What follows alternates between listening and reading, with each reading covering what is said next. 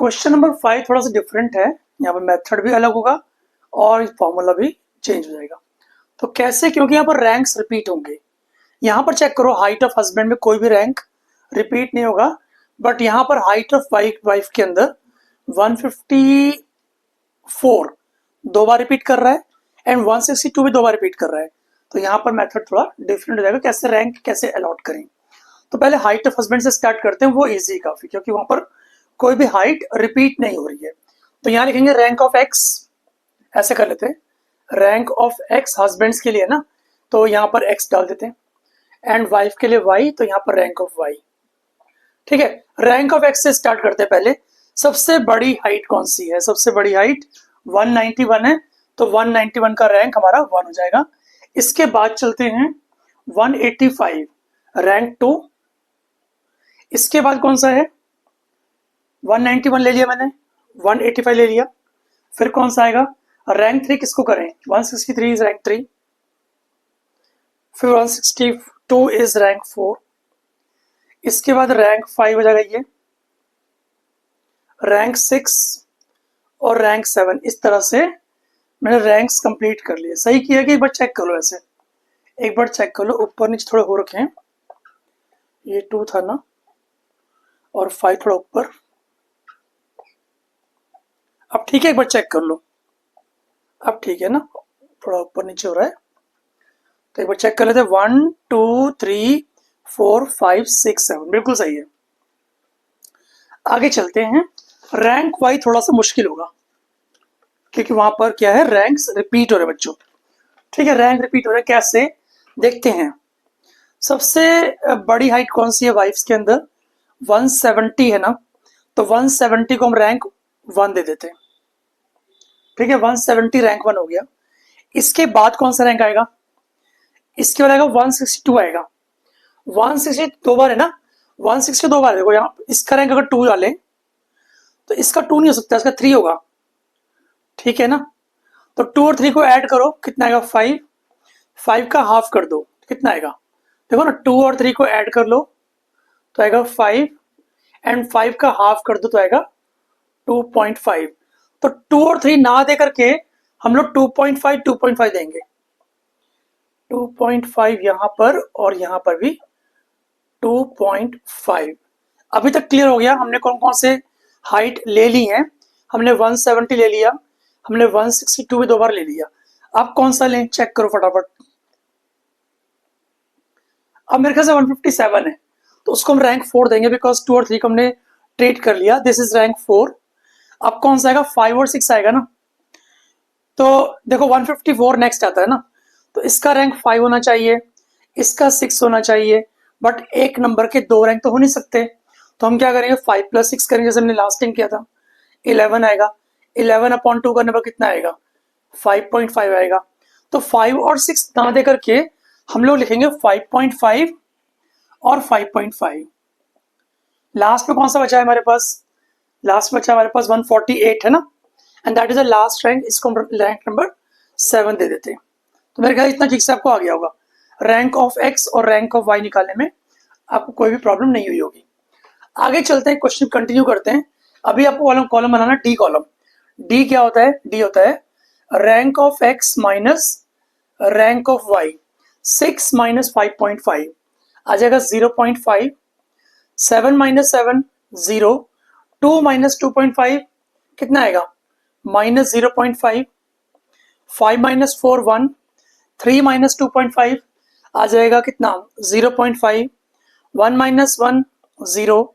4 - 5.5 आ जाएगा -1.5। इस तरह से हमने डी कॉलम कंप्लीट किया। अभी डी स्क्वायर भी करना पड़ेगा, है ना, डी स्क्वायर भी करना पड़ेगा। 0.5 का स्क्वायर 0.25। 0 का स्क्वायर 0 होगा, फिर से 0.25 पॉजिटिव का आ जाएगा। 1 का स्क्वायर 1 हो गया, फिर 0.25, फिर 0, और बच्चों फिर लास्ट में हमें 2.25 करना पड़ेगा। आपको सिग्मा डी स्क्वायर भी चाहिए ना, तो ऐड कर लेते हैं। कितना आएगा चेक करो, 2.5 और 0.75, तो आ जाएगा 4। Sigma D square is 4। यहां पर फॉर्मूला हम अप्लाई करते हैं। रैंक का फॉर्मूला होगा, देखो लास्ट टाइम फॉर्मूला क्या था? 1 minus sigma D square upon N times N square minus 1। बिल्कुल वही फॉर्मूला है, पर थोड़ा सा चेंजेस पे करना पड़ेगा। देखते हैं ध्यान से। फॉर्मूला था पहले क्या, 1 minus 6 sigma D square upon N times N square minus 1। आपको सिर्फ क्या करना है, यहाँ पर ब्रैकेट डाल दो और यहाँ पर प्लस सी एफ डाल दो, ठीक है, बस इतना सा चेंज करना है आपको और आपका आंसर डेफिनेटली सही हो जाएगा। अब आप बोलोगे सर सी एफ क्या है, सी एफ हम साइड में निकालेंगे, पहले इसको कंप्लीट करते हैं। इतना, एक सेकेंड रुको। 1 minus 6 times sigma D square कितना है, डी स्क्वायर मैंने ऐड कर लिया था ना, हाँ कर लिया था, D square is 4, sigma D square is 4, plus आपको सी एफ भी चाहिए है ना, वो भी करते हैं जो upon N 1 2 3 4 5 6 7 7 into 7 square minus 1। ठीक है, तो एक काम करते हैं सी एफ निकाल लेते हैं पहले। देखो ऐसे कौन कौन से नंबर रिपीट कर रहे थे, एक तो हमारा 154 रिपीट किया था, 154 रिपीट किया था और 162 रिपीट किया था, दो दो बार है ना, तो दो बार ये रिपीट किया था, दो बार ये रिपीट किया था। ठीक है, तो सी एफ का फॉर्मूला क्या होता है, एक बार लिख लेते हैं, एक मिनट रुको बेटा, थोड़ा खुला खुला लिखते हैं, बहुत ज्यादा हौच पौच सा हो गया है, एक सेकेंड रुको, थोड़ा स्पेस भी चाहिए मुझे। कहाँ बनाए, जगह बन नहीं पा रही है। एक काम करते हैं, एक काम करते हैं, क्वेश्चन को रेज कर लेते हैं, यहाँ जगह बन जाएगी। क्वेश्चन तो यूज कर लिया ना हमने, अब कोई दिक्कत नहीं है। तो ये आपको ध्यान रखना है। तो सी एफ का फॉर्मूला होता है M cube minus M upon 12।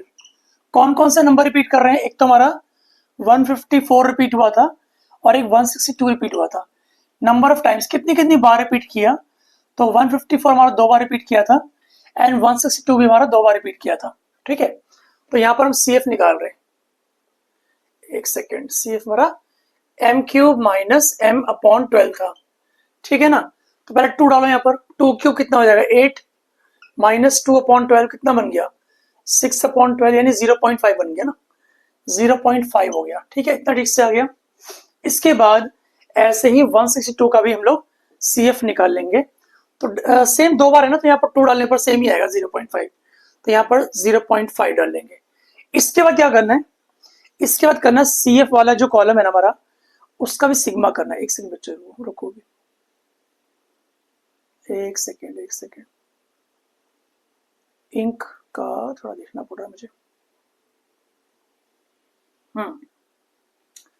तो सी एफ बेसिकली ऐड कर लेते हैं तो कितना आएगा, ये सी एफ होगा ना आपका 0.5 प्लस 0.5 1 हो गया ना। ठीक है, बढ़िया, तो यहाँ पर 1 लिख देंगे। आगे देखो R is equal to 1 minus 6 times 4 plus 1 5 हो गया और यहाँ पर 7 इंटू 7 स्क्वायर माइनस 1 कितना होता है 49 माइनस 1 48 हो गया ना। एक बार चेक करो कैलकुलेशन, कैलकुलेशन चेक कर लो क्या मैंने सही किया है। सही होगा है ना, सही होगा, कोई बात नहीं। तो 6 8 48, तो r is equal to 1 minus 5 upon 56 हो गया ना, तो एलसीएम लेंगे तो आएगा 51 अपॉन 56। 51 को 56 से डिवाइड करने पर कितना आता है, ये वो कर लो साइड में, मैं कर लेता हूँ उनको, कैलकुलेटर पर कर लेते हैं बच्चों। तो यार 0.91, तो कोएफिशिएंट ऑफ कोरिलेशन जो रैंक कोरिलेशन है हमारा क्या आ रहा है, this is not the coefficient of correlation, this is rank correlation and the answer is 0.91। That's it, question 5 हमारा हो चुका है। आगे चलते हैं।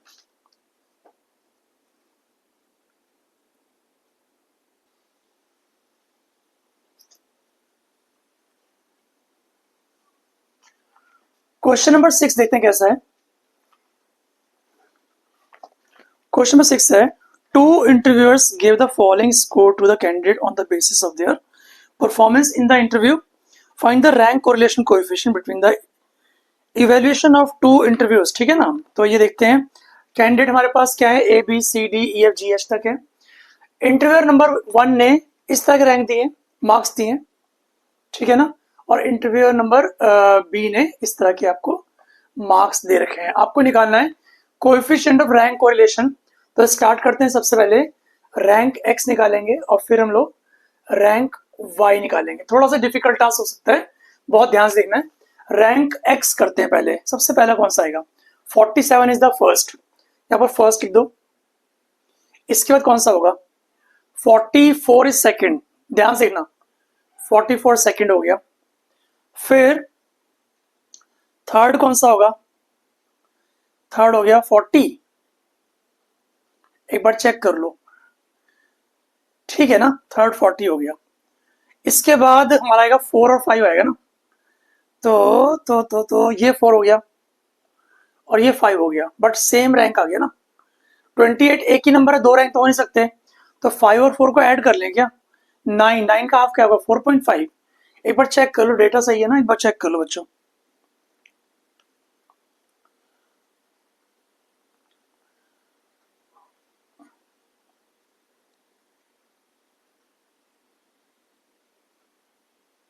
मैं चेक कर रहा हूँ, रुको बच्चों। देखो 47 का वन रैंक हो गया, 44 का 2 रैंक हो गया, थोड़ा सीधा लिखते हैं फिर कंफ्यूजन नहीं होगा बिल्कुल भी। 44 का रैंक 2 हो गया। इसके बाद कौन सा आएगा? 40 का 3 हो जाएगा, बिल्कुल सही है। इसके बाद 35 भी बच्चों, 35 भी तो था, 35 का 4 हो जाएगा, बिल्कुल सही है, 35 का 4 हो जाएगा। इसके बाद क्या करें? 1 2 3 4 बढ़िया है, ये हटाते हैं यहाँ से, है ना। 1 2 3 4 तो हो चुका है। अब करेंगे 5 और 6 करना है ना, 5 और 6 करना है, तो 28 सेम नंबर है। 5 प्लस 6 कितना हो गया? 11 हो गया, और 11 का हाफ क्या होगा? 5.5, तो 5.5 इसका हो गया, 5.5 इसका हो गया, तो 5 और 6 रैंक हो चुके हैं। अभी 7th रैंक देना है, 7th रैंक किसका होगा? तो लास्ट में आपका ये आ रहा है 10 आ रहा है, तो इसका 7 रैंक हो गया। एक बार आप भी चेक कर लो, मैं भी चेक कर लेता हूँ क्या हमने सही रैंक लिखे हैं सारे। रैंक सही होंगे तभी तो आंसर सही होगा आपका। 1 2 3 4 8 है, 8 है 7 है, एक बार चेक कर लेते हैं। 1 2 3 4 5 6 7 8 है, तो ये 8 की बन रहे, 7 बन रहे तुम्हारे। 1 हो गया।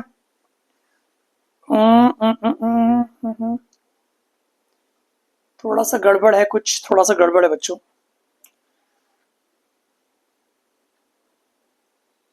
हाँ, 7th रैंक 24 का होगा, और 8th रैंक हमारा 10 का होगा। अब मेरे ख्याल ठीक है, एक बार चेक करना। अब ठीक है, एक बार चेक करो, अब बिल्कुल बढ़िया है, कोई भी दिक्कत नहीं है, हो चुका है। अब रैंक ऑफ वाई की बारी आती है। रैंक ऑफ वाई के अंदर भी ऐसे में बहुत ही केयरफुल देखना होगा। सबसे पहला रैंक कौन सा है? फर्स्ट रैंक कौन सा है? फर्स्ट रैंक 45 का हो गया। सेकंड रैंक हो गया 41 का, फिर हो जाएगा 38 का 3, फिर फोर्थ 32 का हो जाएगा, है ना। फोर्थ और फिफ्थ सेम है, फोर्थ फिफ्थ सिक्स तीन एक जैसे आ रहे हैं, है ना। थोड़ा अंडरलाइन कर लेते हैं, इसको गोल कर लेते हैं। फोर्थ फिफ्थ सिक्स सेम आ रहा है, ठीक है ना। एक बार अच्छे से चेक कर लो। फिर 41 का एक ये हो चुका है, कंफ्यूजन हो बिल्कुल भी। 41 का 2 हो गया, 2 लिख दिया मैंने। अब 38 का हमारा 3 आ रहा है, 38 का 3 आ रहा है। इसके बाद कौन सा आ रहा है? 38 के बाद कौन सा आएगा? 32 आएगा। 32 3 बार है, बिल्कुल सही है। तो 32 का रैंक हम देखेंगे क्या बनता है। 32 का रैंक चेक करते हैं कितना बनेगा। 4 प्लस 5 प्लस 6 कर लो, कितना आएगा? अपॉन कितना? 3 करना पड़ेगा ना। 15 अपॉन 3 कितना हो गया? 5 5 5 कर देते हैं, तो 5 5 और एक और 5। अब नेक्स्ट रैंक हमारा 7th रैंक आएगा बच्चों। 7th रैंक हो गया 25 का, और 8th रैंक हो गया 24 का। एक बार चेक कर लेना आपको ठीक से आया कि नहीं आया, क्योंकि रैंक जब तक सही नहीं आएगा ना, तो आपका आंसर बिल्कुल सही नहीं आएगा। रैंक निकालना बहुत जरूरी है अच्छे से, ठीक है। अच्छे से आ गया। अभी करते हैं हम लोग डी निकालेंगे। डी निकालना तो बहुत ईजी है, आपको rank X minus rank Y करना पड़ेगा। 5.5 माइनस 5 0.5 हो गया, 2 माइनस 1 1 हो गया, 8 माइनस 7 1 हो गया, this is 0.5, this is what -1, this is -1, this is -1, this is 0, ठीक है ना। अब डी स्क्वायर, बिकॉज आपको सिग्मा डी स्क्वायर चाहिए होगा ना, तो डी स्क्वायर कर लेते हैं। 0.25 हो गया 1 हो गया, 1 हो गया, फिर 0.25, फिर 1, फिर 1, फिर 1, है ना। ऐड कर लेते हैं, कितना आएगा, 1 2 3 4 5 और 5.5 आ रहा है। सिग्मा डी स्क्वायर इज 5.5, ठीक है ना। अब आते हैं कोएफिशिएंट ऑफ रैंक कोरिलेशन का formula, 1 minus 6 times sigma D square plus C F upon N times N square minus 1। Formula सही हो तभी तो आंसर सही आएगा। अभी सी एफ निकालना पड़ेगा ना, सी एफ निकालना पड़ेगा। कौन कौन से नंबर रिपीट कर रहे थे, एक बार चेक करो कौन कौन से नंबर रिपीट कर रहे थे।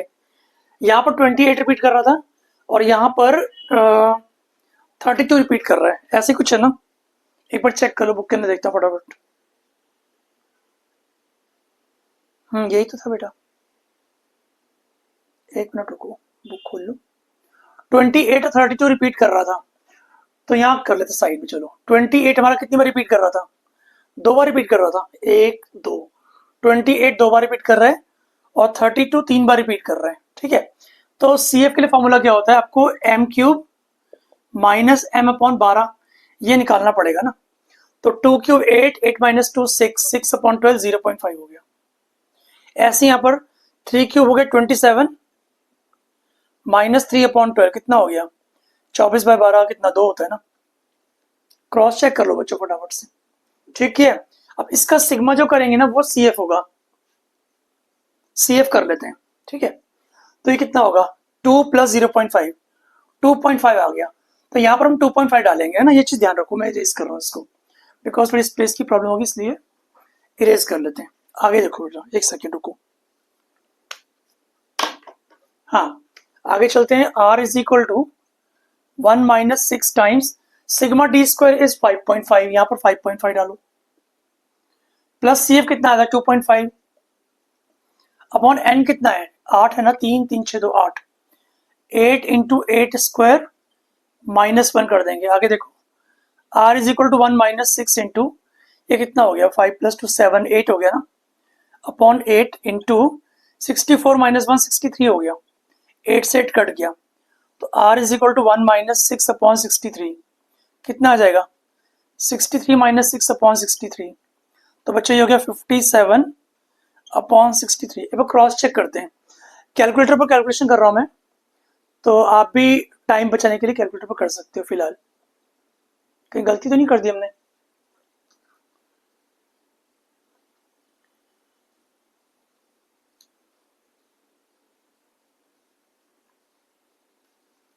सही लग रहा है, बिल्कुल सही लग रहा है, बिल्कुल सही है बेटा। तो आंसर आएगा 0.90 अप्रोक्सीमेटली, है ना। 0.90 is the coefficient of rank correlation, ठीक है। नेक्स्ट क्वेश्चन करते हैं।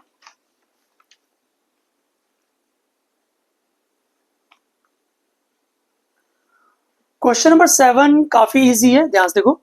10 contestant are ranked in a beauty contest.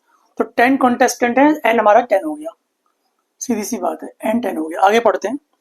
And the sum of squares of difference of their ranks is found to be 240। मतलब आपको 6 sorry sigma D square दिया हुआ है, sigma D square दिया हुआ कितना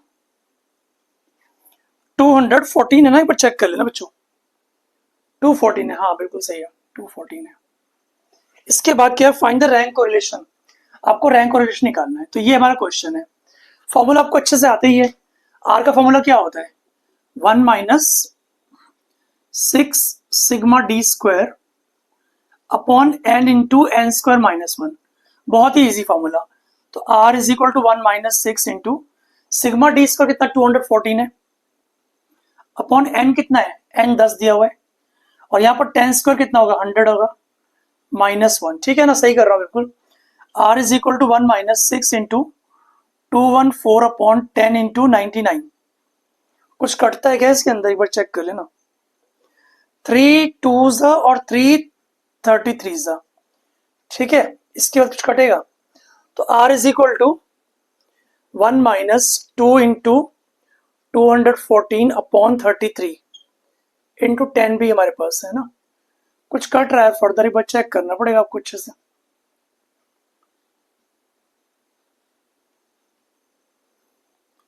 रफ में कर लेते हैं इसको एक बार को। इसको रफ में कर लेते हैं।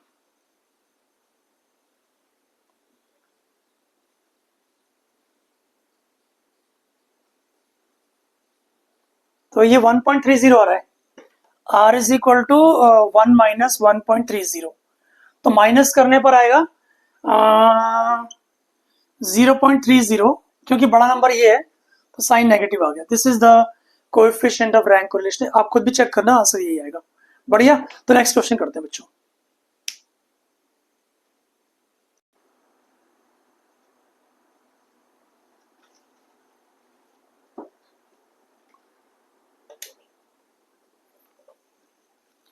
क्वेश्चन नंबर 8 काफी अच्छा है, ध्यान से देखते हैं।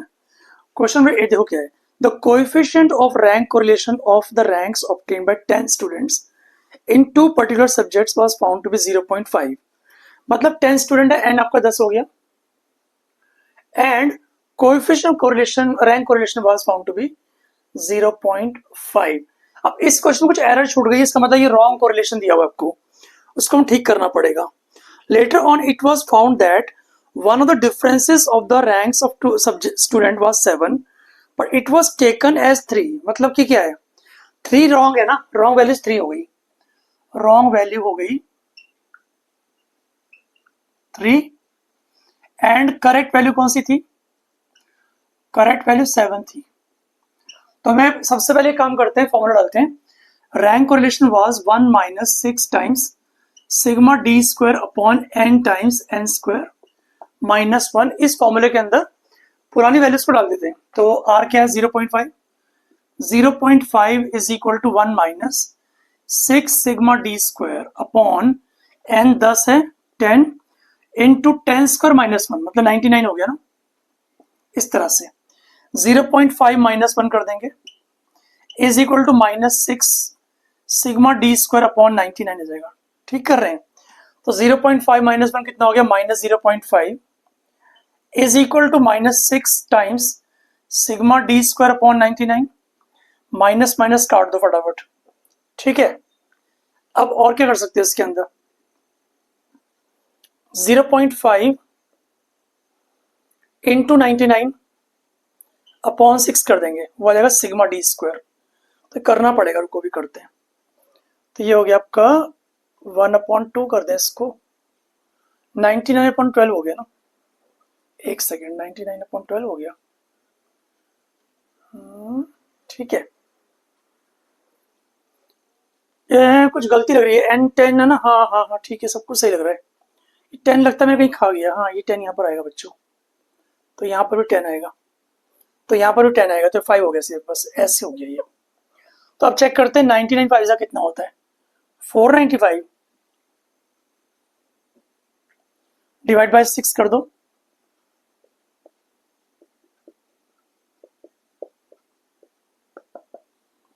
तो 82.5 है। Sigma D square is 82.5, but this is wrong value, ये रॉन्ग है। अब इसको करेक्ट करने के लिए क्या करेंगे, देखो, करेक्ट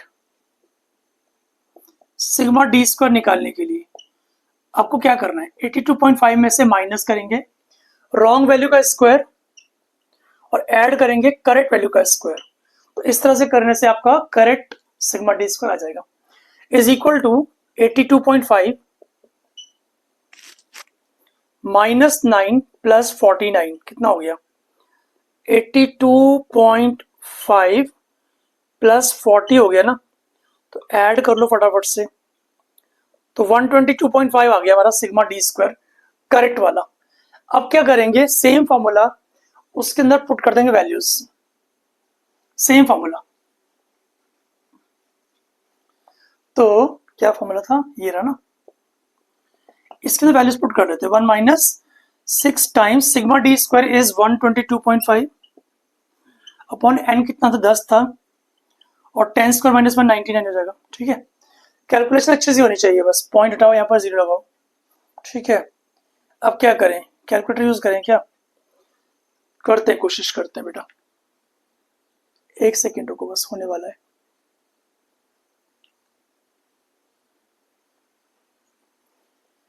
एक सेकेंड, हो गया बस। तो आंसर है 0.26 करने पर पूरा देखो ये 1 माइनस 0.74 तो इसका आ गया, माइनस करने से आएगा 0.26 and this is the correct rank correlation. ठीक है, एंड दैट्स ऑल, सारे क्वेश्चन हो चुके हैं। Thanks for joining, bye bye.